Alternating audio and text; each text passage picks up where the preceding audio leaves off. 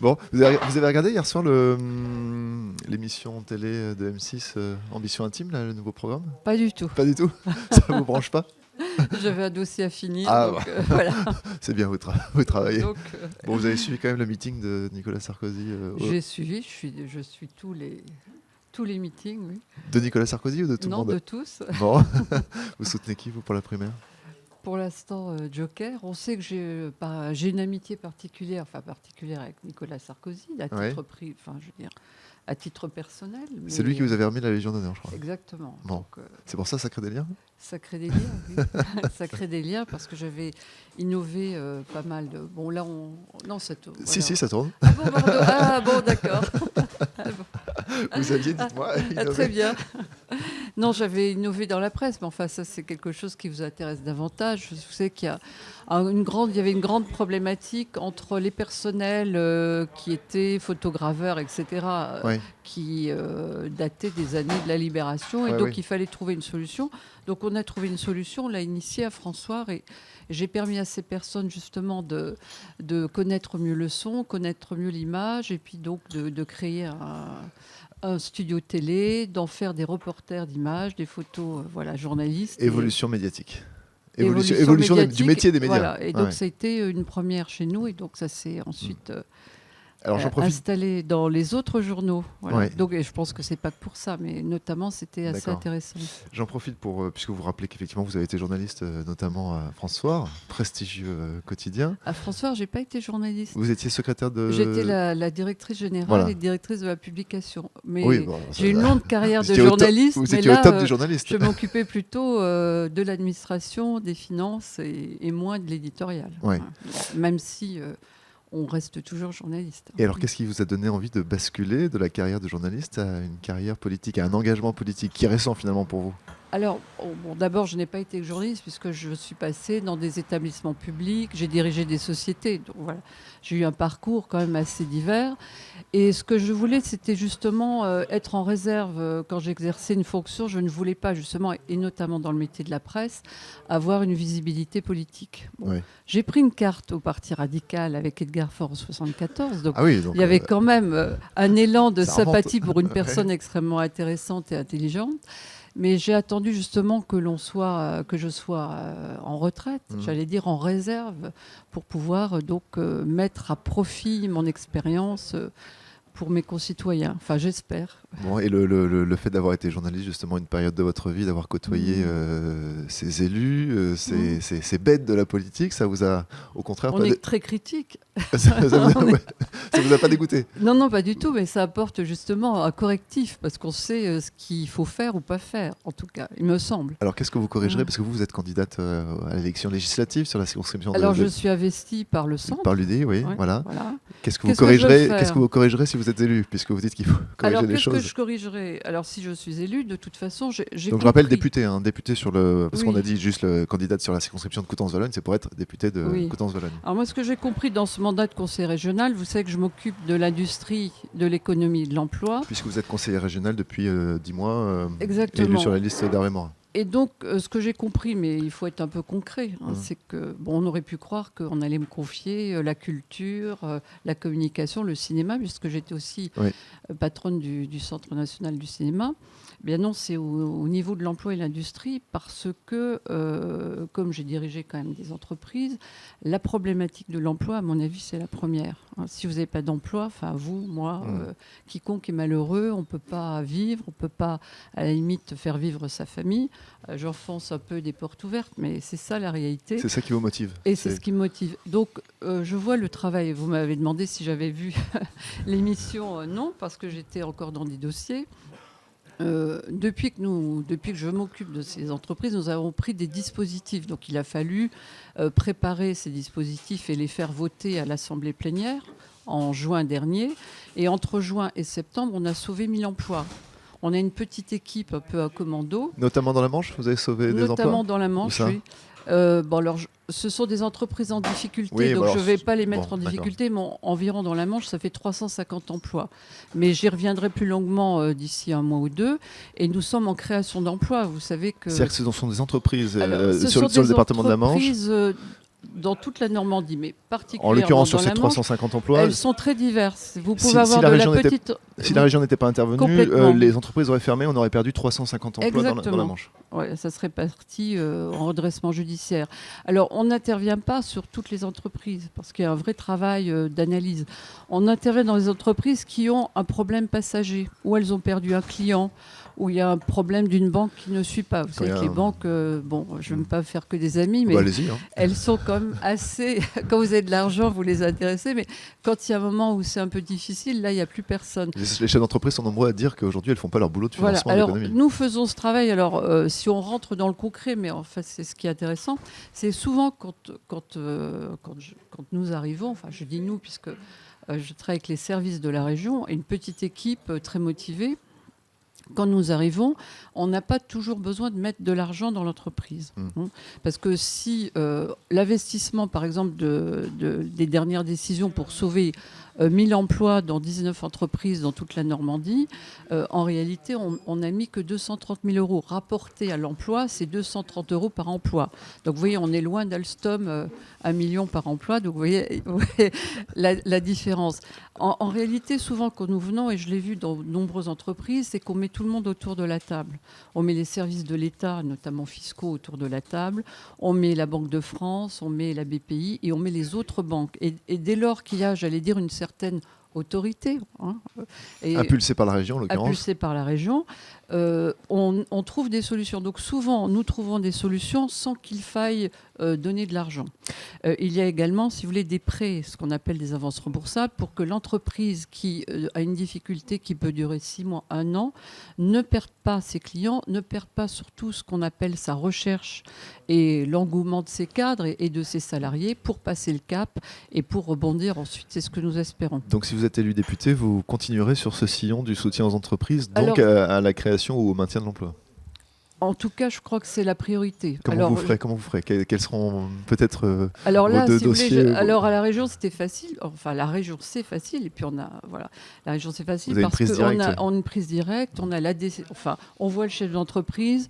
On trouve les moyens.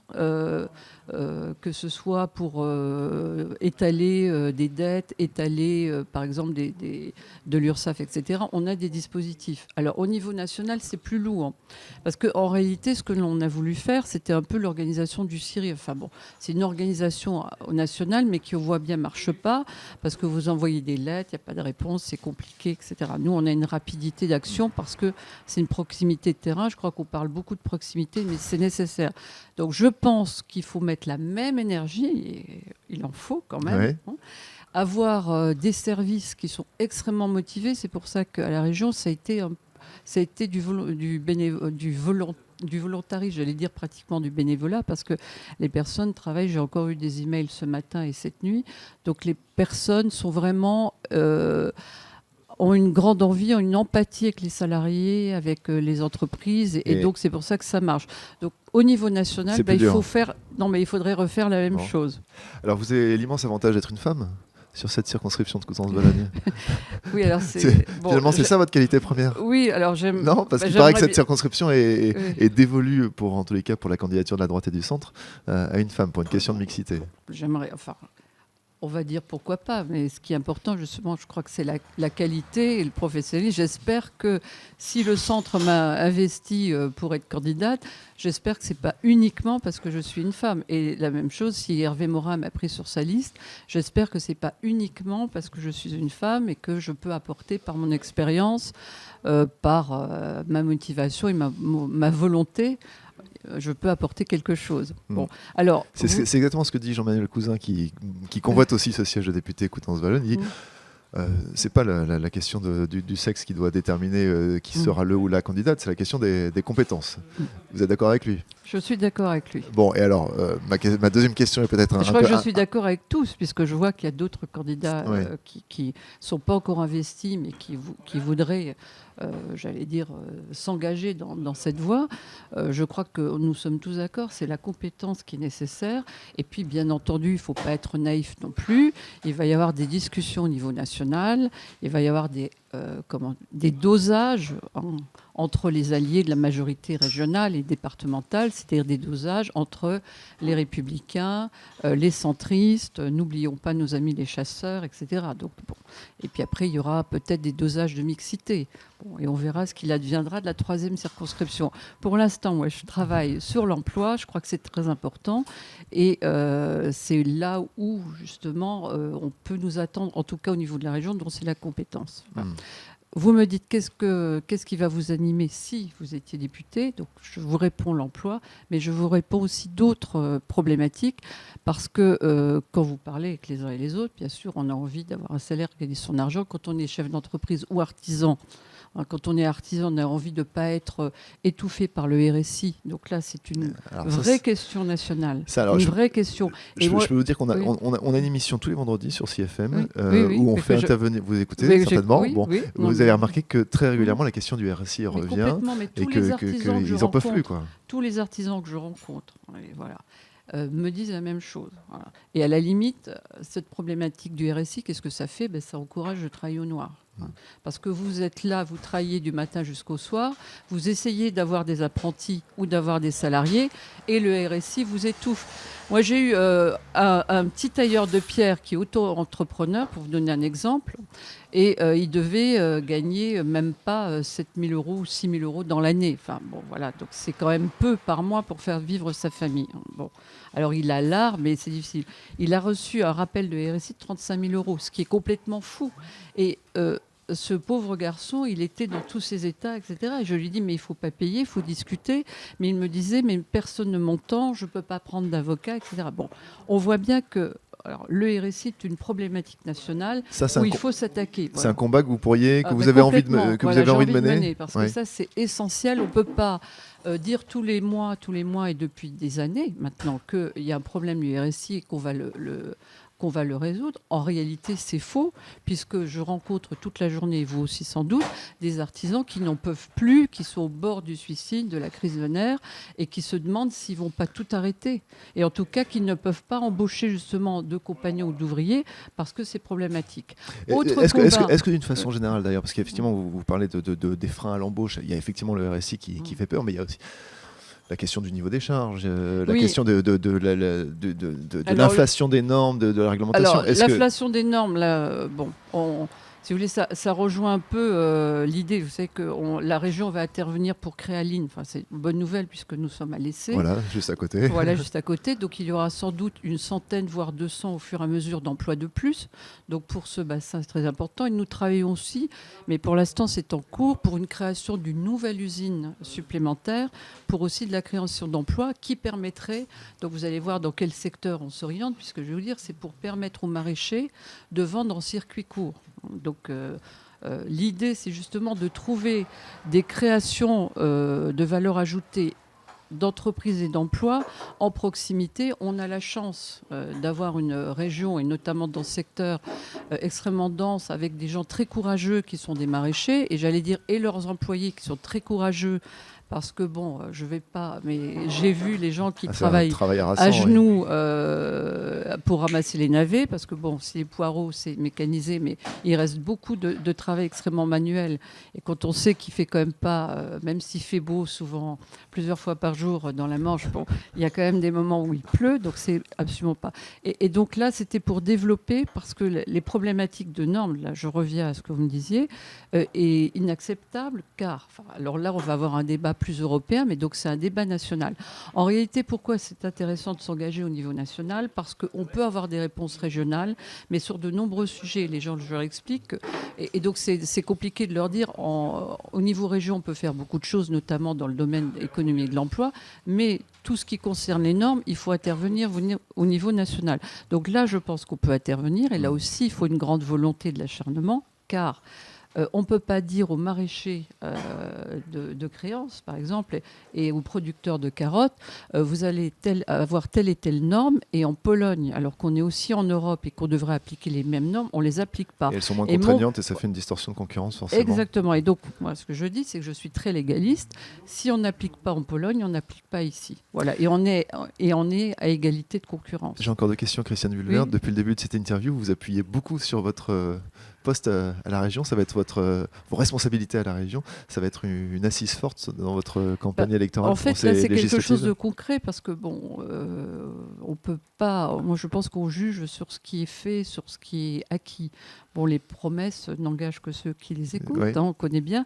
Donc, à partir de cette expérience régionale, qui est très importante par rapport à l'économie, je pense qu'on peut en tirer des conclusions par rapport à une action qui pourrait être nationale. D'autres vous diront qu'ils ont plus d'expérience depuis plus longtemps. Je pense par exemple à votre concurrent Jean-Manuel Cousin qui, lui, a des responsabilités locales depuis plus longtemps que vous. Vous n'êtes élu que depuis 10 mois, finalement. Oui, mais moi, je trouve que de toute façon, tout le monde a des qualités, des talents. Donc, vous n'allez pas me trouver en essayant de mettre quelqu'un plus ou moins, etc. En réalité, chacun a des personnalités différentes, chacun a des disponibilités différentes. Bon, alors moi, je suis entièrement disponible puisque je suis en retraite. Mais c'est pas là-dessus. Je pense qu'en fait, il y aura un moment donné où on choisira le candidat et on sera tous derrière lui ou elle.